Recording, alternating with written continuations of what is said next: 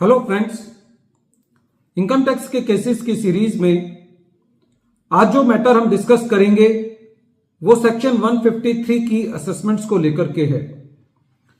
Section 153 की जो assessment है वो उन असेसीज की जाती है जिनके डॉक्यूमेंट्स, उनसे रिलेटेड कोई असेट्स, मनी, बुलियन, ज्वेलरी उस असेसी के यहां मिल जाती है जिस असेसी के यहां सर्च हुई होती है।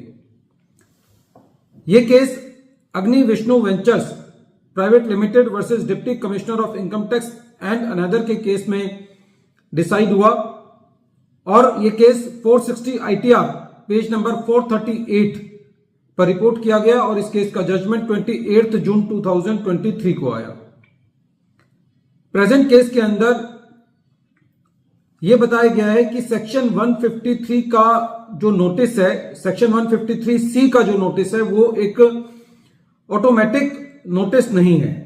कहने का मतलब यह है कि यदि किसी एसएससी के यहां सर्च होती है तो सेक्शन 153A ये कहता है कि उस एसएससी को असेसमेंट करने के लिए सेक्शन 153A का नोटिस इशू करना ही होगा असेसिंग ऑफिसर को यदि किसी एसएससी के यहां सर्च हो जाती है। लेकिन सेक्शन 153C का नोटिस इशू करने के लिए पूरा एक सेट प्रोसीजर है। सबसे पहली बात, सेक्शन 153C का नोटिस उस एसएससी को इशू किया जाता है जिस एसएससी का मनी, बुलियन, ज्वेलरी या अदर वैल्यूएबल आर्टिकल किसी ऐसे एसएससी की सर्च में मिला होता है जहां पर डिपार्टमेंट को यह लगता है कि ये जो मटेरियल है, जो डॉक्यूमेंट्स हैं वो इंक्रिमिनेटिंग है। तो सबसे पहली बात यह है कि जिस एसएससी के यहां सर्च हुई है उस एसएससी के यहां किसी दूसरे एसएससी से रिलेटेड कुछ मनी, बुलियन, ज्वेलरी या अदर वैल्यूएबल आर्टिकल या कोई डॉक्यूमेंट्स ऐसे मिलने चाहिए जो कि दूसरे एसएससी से बिलोंग करते हैं, पर्टेन करते हैं या रिलेट करते हैं। कहने का मतलब यह हुआ कि ये सेक्शन 153C का नोटिस जो है वो ऑटोमेटिक नहीं है कि सपोज करो किसी भी एसएससी के यहां सर्च हुई और उस एसएससी के यहां किसी और एसएससी से रिलेटेड कोई भी डॉक्यूमेंट मिला तो खाली इस आधार पर नोटिस इशू नहीं किया जाना चाहिए।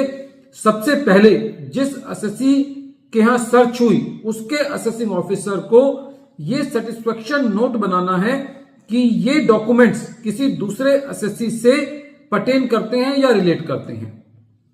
फिर वो असेसिंग ऑफिसर ये सारे मनी, बुलियन, ज्वेलरी या डॉक्यूमेंट्स दूसरे असेसिंग ऑफिसर को भेजेगा और फिर उस एसएससी का असेसिंग ऑफिसर एक और सेटिस्फेक्शन नोट ड्रॉ करेगा कि हां वास्तव में ये डॉक्यूमेंट जो हैं वो मेरे एसएससी से बिलोंग करते हैं। कहने का मतलब यह हुआ कि यदि ए ऑफिसर ने बी ऑफिसर को डॉक्यूमेंट्स भेजे हैं और बी ऑफिसर ये सोचता है कि ये डॉक्यूमेंट्स मेरे एसएससी से बिलोंग नहीं करते तो उसको सेक्शन 153C का नोटिस इशू करने की जरूरत नहीं है।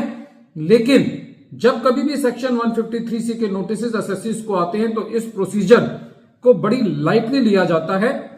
ऐसा ही इस केस में हुआ।